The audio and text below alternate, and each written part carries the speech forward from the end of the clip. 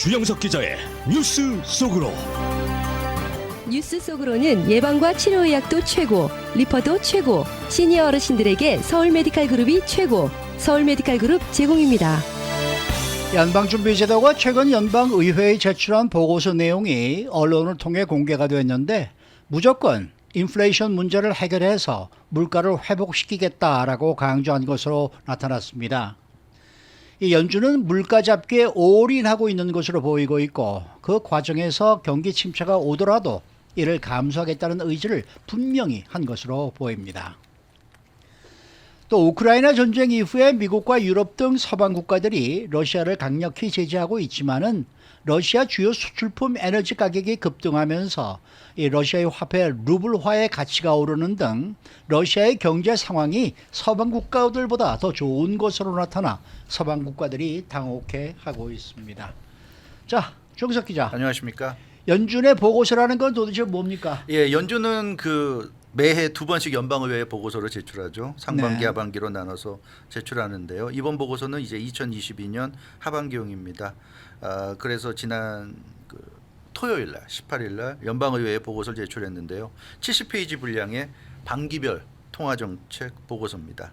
현재 소비자 물가 지수가 8.6%까지 올라가 있는 이 심각한 인플레이션에 대해서 역시 압도적으로 많은 분량이 할애되어 있습니다. 그래서 이번 반기별 통화정책 보고서에서 연준이 인플레이션에 대한 대책이라든가 앞으로의 전망이라든가 이런 부분에 대해서 집중적으로 언급했다고 영국 파이낸셜 타임즈지가 보도했습니다.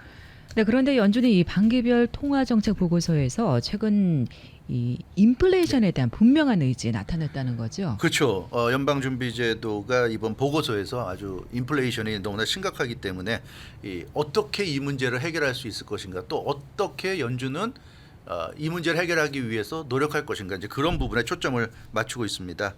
미국의 5월 소비자 물가 지수가 8.6%로 지금 40여 년 만에 가장 높은 수치를 보이고 있고요. 이제 다음 주, 다다음 주 얼마 안 있으면 또 이제 6월 소비자 물가 지수가 나올 텐데 참 이렇게 걱정되는 건 또 참 매달 발표되는 소비자 물가 지수인데 왜 이렇게 이 소비자 물가 지수 발표를 앞두고 걱정스러운지 모르겠는데요. 혹시라도 8.6%보다 더 올라갈까 봐 좀 걱정스럽습니다. 어찌 됐건 이 역대급 인플레이션 문제를 해결하는데 최우선의 관심을 가지고 있다. 이렇게 연준이 보고서에서 언급했고요. 그래서 이번 반기 목표는 무조건 물가 회복이다. 아주 간단 명료하게 그렇게 얘기했습니다. 그래서 연준은 물가 회복에 올인하겠다는 뜻을 분명히 나타냈습니다. 그러니까 연준이 인플레이션을 끌어내리는데 올인하는 것은 네. 당연한 일이라고 봅니다. 그런데 문제는 이 경기 침체 가능성이 점점 높아지고 있는 건데 연준이 그래도 괜찮은 거예요. 그렇죠. 그게 문제인데 연준은 일단은 어쩔 수 없다고 생각하는 것 같습니다. 이 물가를 내리기 위해서, 인플레이션을 끌어내리기 위해서는 연준이 할 수 있는 거 이제 금리 인상, 양적 긴축인데요. 지금처럼 이렇게 0.5%, 0.75% 빅스텝, 자이언트 스텝을 마구마구 밟아 나가면 당연히 경제에는 안 좋은 영향을 미칠 수밖에 없습니다. 위축이 될 수밖에 없고요. 그래서 경기 침체로 갈 수밖에 없는데 지금은 그러나 그런 거 일일이 다 고려하고 생각하면 안 된다는 거죠. 그만큼 인플레이션이 발등에 불이 된 상황이기 때문에 인플레이션을 잡는데 올인해야 된다. 이게 연준의 생각입니다. 이 보고서를 보면 물가를 잡지 않고는 경제가 좋을 수 없다. 이렇게 연준은 얘기하고 있어요. 이건 분명히 사실입니다. 그래서 이 물가를 잡아야지만 경제가 제대로 돌아갈 수 있기 때문에 경기 침체가 우려되는 건 사실이지만 그렇다고 해서 물가 잡기를 우리가 여기서 안 할 수는 없는 거다. 이제 이런 얘기입니다. 그래서 모든 수단과 방법을 동원해서 인플레이션을 내릴 것이다. 이렇게 얘기하고 있고요. 근데 연준이 할 수 있는 건 결국 금리 인상, 양적 긴축이죠. 그래서 강력한 금리 인상과 양적 긴축으로 소비, 지출을 줄여서 이제 수요를 감소시키는 그런 방법을 택한다는 얘기입니다. 이제 문제는 소비와 지출을 줄이게 되면 당연히 이제 경기 침체로 갈 수밖에 없다는 점인데 무조건 물가 회복이다. 이 말의 의미는 경기 침체를 대놓고 얘기하진 않았지만 경기 침체가 오더라도 좀 어쩔 수 없다. 참아내야 된다 하는 그런 어떤 숨은 뜻이 담겨 있다고 보여집니다. 그래서 직접적으로 경기 침체가 올 것이고 어쩔 수 없다 이런 식의 표현은 안 했지만 경기 침체를 감수하겠다는 의지를 무조건 물가 회복이라는 이 말 속에서 우리가 좀 느낄 수 있다고. 네, 그러면 앞으로 당분간은 상당히 어려운 상황이 올 가능성이 높다고 봐야겠네요. 그렇습니다. 앞으로 당분간은 좀 어려워질 것 같아요. 연준의 목표는 크게 두 가지죠. 연준은 두 가지를 목표로 하는 기관입니다. 안정적인 물가 관리와 최대 고용이죠. 이 두 가지가 연준의 목표입니다. 그래서 이번 보고서를 통해서 인플레이션에 올인하겠다고 그랬는데 그 의미가 뭐겠습니까? 그러니까 물가는 관리하되 최대 고용, 실업 문제에 대해서는 일단 나중 문제라고 하는 거죠. 그렇게 이제 우리가 받아들여야 됩니다. 그래서 이 인플레이션에 잡는데 올인한다는 건 금리를 올리고 긴축으로 가겠다는 얘기인데 그러면 이제 회사 사정이 어려워지니까 이제 많은 기업들이 구조 조정에 들어갈 수 있고 해고되거나 이제 그런 사람들이 이제 실업자가 되는 사람들이 이제 늘어나게 될 텐데 그걸 감수한다는 그런 의미가 되겠습니다. 이 기업 활동 또 개인의 소비 활동도 이제 위축될 수밖에 없어요. 기업은 금리 인상 긴축 시기에는 뭐 구조 조정 인원 감축에 나서는 게 뭐 일반적인 모습입니다. 또 그렇기 때문에 이제 뭐 지금도 벌써 뭐 코인베이스라든가 그런 데서 이제 벌써 구조 조정하고 있고요. 많은 회사들이 지금 구조 조정하고 있고 또 해고 외에도 또 파산 회사 자체가 아예 파산하는 그런 경우도 지금 나타나고 있는 그런 상황입니다. 그렇게 되면 일자리를 잃고 실업자가 되는 사람들이 이제 급격히 늘어나게 될 텐데 그 문제까지 지금 돌볼 상황이 아니라는 거죠. 그런 일이 벌어져도 빨리 물가를 끌어내리는 게 급선무고 그게 최선이라는 얘기입니다. 일단 물가가 끌어내려지면 다시 기업도 좋아지고 개인들의 어떤 경제 활동도 또 살아날 수 있다는 얘기죠. 근데 물가가 이렇게 높은 상태를 유지하는 상황에서는 어떤 조치를 취해도 그게 결국 먹힐 수 없다는 얘기입니다. 따라서 좀 일부 좀 어려움이 예상되더라도 인플레이션을 끌어내리고 실업 문제라든가 고용 문제는 그 다음에 신경 쓰겠다.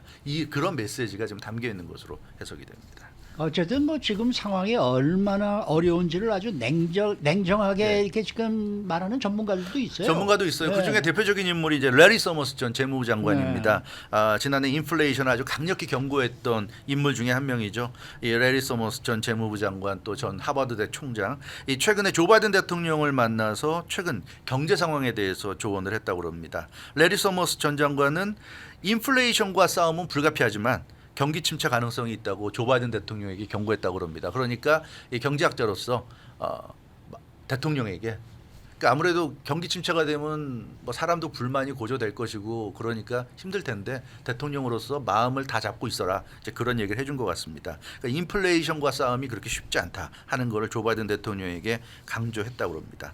레리 서머스 전 장관은 이런 얘기도 했어요. 인플레이션 억제를 위해서 5년간 5% 이상 실업을 기록해야 한다. 실업률을 기록해야 한다. 이렇게 역설했어요. 그러니까 레리 서머스 전 장관이 볼 때는 지금의 이 역사적인 인플레이션을 잡는데 한 5년 정도 걸릴 수 있다는 그런 생각을 해야 될 것이고 그 5년간 실업률이 5% 이상 5%를 넘어갈 수 있다는 거를 염두에 둬야 된다. 이렇게 역설했다고 합니다. 그만큼 지금 인플레이션이 심각한 거죠. 그리고 현재 미국 실업률이 3.6% 역대 최저 수준까지 내려와 있는데요. 이게 다시 5% 이상, 5% 이상이라고 그랬으니까 뭐 5.2%일 수도 있고 5.5%일 수도 있고 6%, 7%일 수도 있는데 어찌됐건 3.6까지 내려와 있는 실업률이 다시 5% 이상 올라가더라도 중단 없이 인플레이션을 끌어내릴 때까지 계속 가야 된다는 게 레리 서머스 전 재무장관의 그 조언이었고요. 지금 연준이 생각하는 이상적인 인플레이션이 2%대 아닙니까? 그러니까 그렇죠. 8.6%에서 2%대까지 내려갈 때까지는 계속 이 인플레이션 잡기를 위한 노력을 중단해서는 안 된다는 그런 얘기가 되겠습니다. 따라서 뼈를 깎는 고통을 감수해야 한다는 것이 이 레리 서머스 전 장관의 조언이었는데 지금 뭐 많은 전문가들이 비슷하게 예측을 하고 있습니다. 네, 미국 경제가 이렇게 어려워진 이유 중에 하나가 네. 우크라이나 전쟁과 대러시아 이 네. 제재 때문인데 정작 러시아는 경제 상황이 나쁘지 않은 것 같습니다. 네, 그렇습니다. 이제 그런 보도들이 나오고 있어요. 그래서 참 더 답답한 상황입니다. 제재를 하는 쪽이 힘들어지고 제재를 당하는 쪽은 오히려 경제가 나아지는 이런 기이한 현상인데 러시아 화폐 루브라 가치가 지금 크게 오른 것으로 나타났어요. 그래서 러시아 루브라 가치가 서방의 그러니까 미국을 비롯한 서방 국가들의 제재를 비웃기라도 하듯이 7년 만에 지금 최고치를 기록했다고 합니다.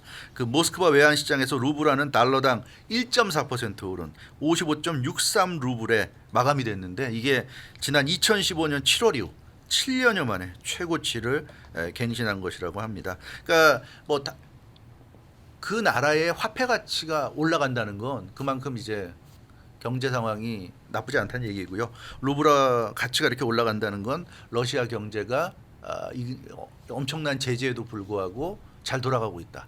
그런 증거로 지금 받아들여지고 있습니다. 근데 이게 뭐 러시아와 미국과 유럽의 이 강력한 경제 제재를 받고 있는데 어떻게 이렇게 경제 상황이 오히려 더 좋아지고 있는 거예요? 근데 그게 참 아이러니한 상황인데요. 이 미국을 비롯한 그 유럽 서방 국가들은 러시아에 대해서 지금 강력한 제재를 단행하고 있습니다. 그러니까 러시아의 주요 생산품을 수출하지 못하도록 하고 있고 또 외부에서 주요 물품을 수입하지도 못하도록 그런 초강도 제재를 하고 있는데 근데 러시아는 아시다시피 대국이잖아요. 대국이기 때문에 식량, 자원, 자재 등이 넘쳐납니다.